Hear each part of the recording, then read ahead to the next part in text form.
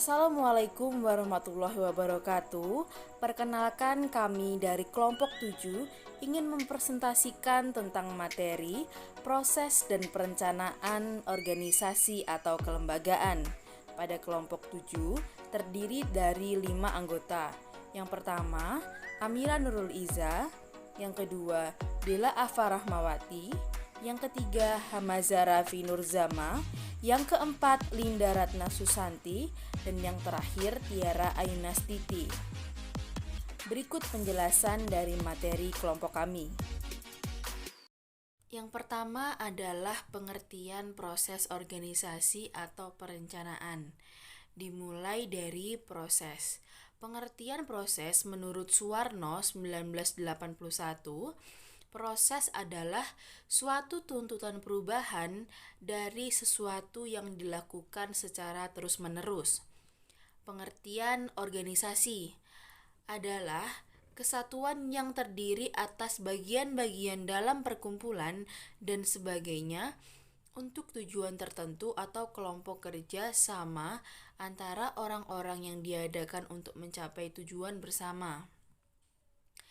Yang selanjutnya, pengertian kelembagaan. Suatu hubungan dan tatanan antara anggota masyarakat atau organisasi yang melekat diwadahi dalam suatu jaringan atau organisasi yang terikat dengan aturan format. Selanjutnya adalah pengertian proses organisasi atau kelembagaan.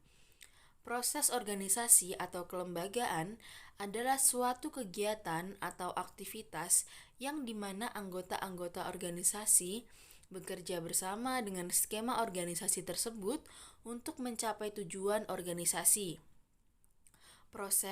Jika proses tersebut tidak berjalan dan berfungsi dengan baik, maka masalah yang tidak pernah diharapkan akan timbul dalam sebuah organisasi.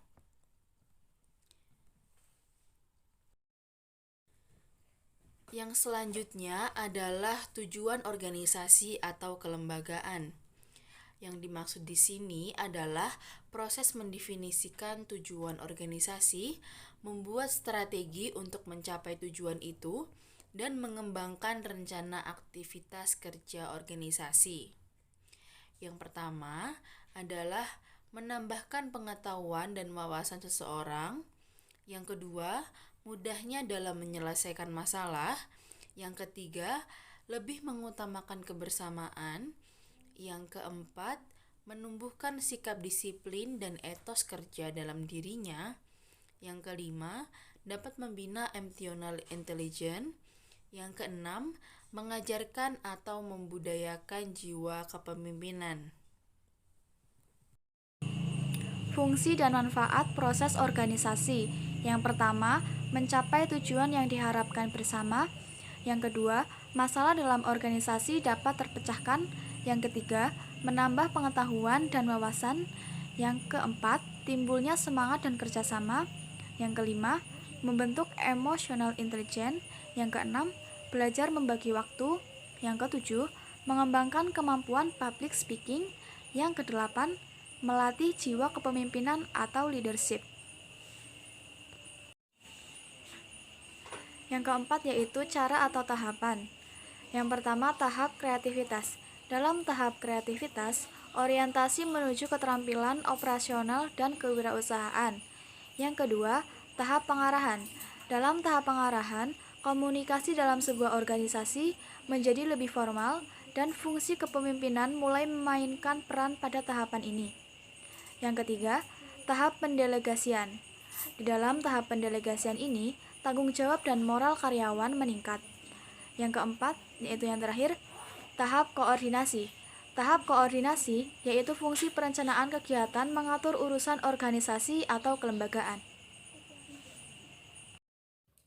Pengertian perencanaan organisasi atau kelembagaan, yaitu proses menentukan bagaimana organisasi dapat mencapai tujuannya, di mana ditujukan pada tindakan yang tepat melalui proses analisa, evaluasi, seleksi di antara kesepakatan-kesepakatan yang diprediksi terlebih dahulu.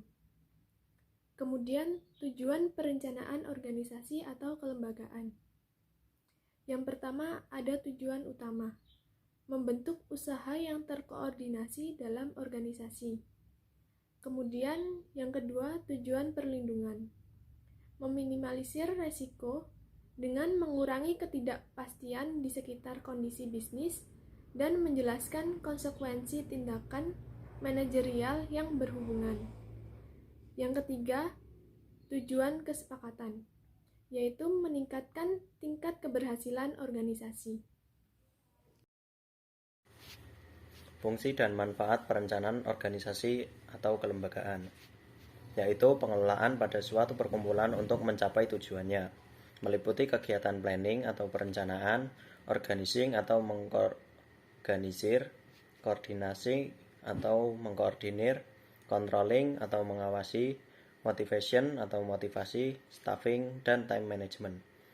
Serangkaian kegiatan-kegiatan tersebut bertujuan untuk mencapai tujuan organisasi. Cara tahapan perencanaan organisasi. Yang pertama, menetapkan target atau tujuan.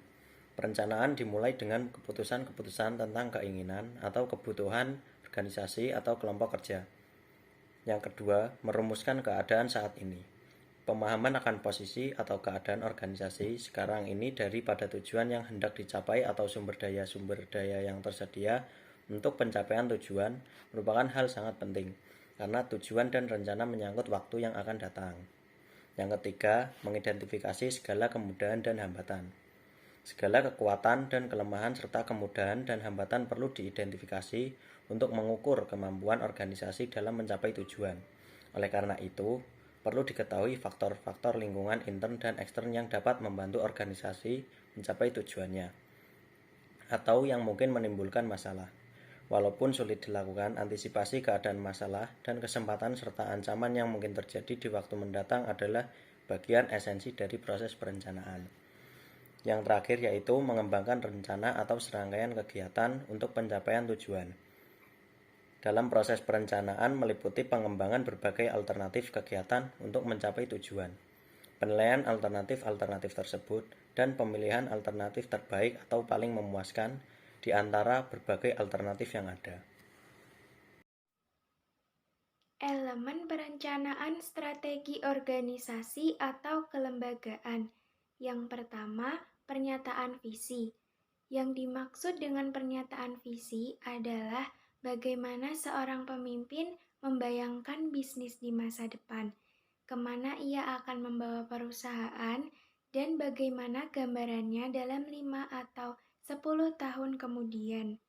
Yang kedua, pernyataan misi. Pernyataan misi menjelaskan berbagai kebijakan perusahaan terhadap pelanggan dan stakeholder dan bagaimana melakukannya. Yang ketiga, nilai inti. Nilai inti yaitu keyakinan atau budaya yang menggambarkan perilaku kepemimpinan dan orang-orang yang dipimpin di dalam perusahaan. Nilai inti memberi nyawa dan dorongan bagi organisasi dalam menjalankan misi untuk mencapai visi. Yang keempat, analisis SWOT. Analisis strength dan weakness mengacu pada faktor internal seperti SDM, teknologi, finansial, dan pengalaman industri yang dimiliki perusahaan.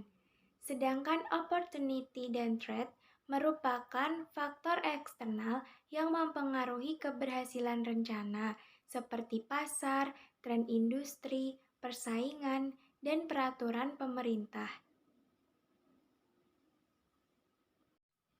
Yang kelima, tujuan jangka panjang. Tujuan jangka panjang ditetapkan 3 atau 5 tahun ke depan dan merupakan penerjemahan dari visi perusahaan. Yang keenam, tujuan jangka pendek. Sebaliknya, tujuan jangka pendek dicapai perusahaan dalam 1 tahun. Sasaran ini ditetapkan secara periodik, misalnya meningkatkan laba tahunan sekian persen, membuka kantor cabang, menambah pegawai, dan seterusnya. Yang ketujuh, rencana aksi. Elemen ini adalah bagian paling rinci dari rencana strategis perusahaan yang berupa tugas-tugas harian setiap karyawan. Rencana aksi bisa berjalan optimal apabila organisasi memiliki tim yang hebat. Sedangkan untuk membangun tim yang hebat, dibutuhkan karyawan yang tepat di setiap perannya masing-masing. Model perencanaan organisasi atau kelembagaan. Pada tahun 2005, Texas Workforce Commission menyajikan beberapa alternatif model dari perencanaan strategis, yaitu 1. Perencanaan strategis dasar. Perencanaan strategis ini terdiri dari langkah-langkah berikut ini, yaitu mengidentifikasi tujuan organisasi, memilih tujuan, mengidentifikasi strategi implementasi yang spesifik, mengidentifikasi rencana aksi untuk mengimplementasikan setiap strategi, serta memantau dan memperbaharui rencana. 2. Perencanaan skenario. Perencanaan bukan tentang memprediksi masa depan, tetapi tentang bagaimana sebuah keputusan yang tepat bisa dilakukan saat ini.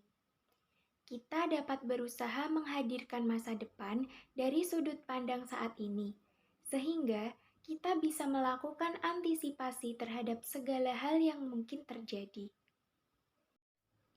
3. Perencanaan penyelarasan. Model ini dapat digunakan untuk organisasi yang perlu menyempurnakan strategi atau isu-isu yang dialami terkait efisiensi internal. Tujuannya adalah untuk menyelaraskan misi organisasi dan sumber daya agar lebih efektif. 4. Perencanaan berbasis isu. Organisasi yang sudah besar dan berpengalaman biasanya menggunakan model yang lebih komprehensif dan efektif. 5. Perencanaan pengorganisasian diri. Self-organizing planning berjalan dengan proses yang lebih alami. Perlu ada proses refleksi bersama terhadap proses dan sistem melalui dialog, eksplorasi, dan teknik storyboard. Terima kasih telah mendengarkan materi dari kelompok kami. Semoga materi kami dapat bermanfaat bagi kita semua. Saya akhiri, wassalamualaikum warahmatullahi wabarakatuh.